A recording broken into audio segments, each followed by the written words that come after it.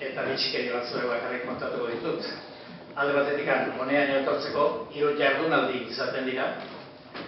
3etan garaipena lortu da, taldegatik inoiz lortu etzen gauza. Talde potentek izan dira bestak ere. Ia 40 neska ibili behar izan dira 3 jardunaldietarako, eta azken honetan froga bakoitzeko bat bakarra izaten denez, 20 izan zeate parte hartu dutenak.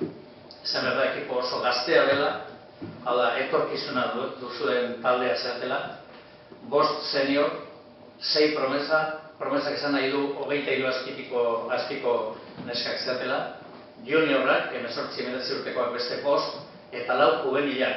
Honek argi adierazten du, oraindik ere egiten ari zaretela, eta gure itxaropena gutxienez direktiboan gauden guztiok, eta gurasoak, zaletuak, eta zuen atzerkean gauden guztiok, gure itxaropena da, ahalik eta denbo gehiena mantentzea lehen maila hortan. Ez da erraza izango. Playas de Castellón, Fútbol Club Barcelona, Valencia Club de Atletismo, Agrupación Deportiva Maratón Madrid, Simpli Escorpio Zaragoza, Atlético San Sebastián, Atlético Cataluña Barcelona, Pamplona Atlético, Avinent Manresa Alicante, Sprint Atletismo León, Ría Ferrol, Club Atlético Valladolid, Cueva de Nerja eta Unicaja Málaga.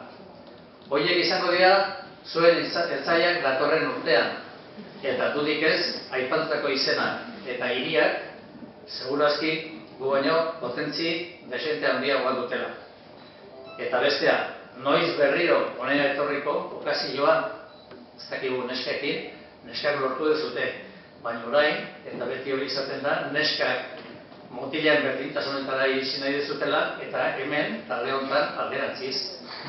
Mutilak irisineko lukete zuen mailara.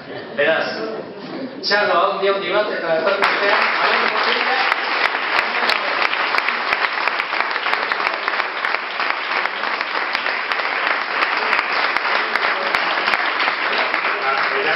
Berotzen ari direnez, azken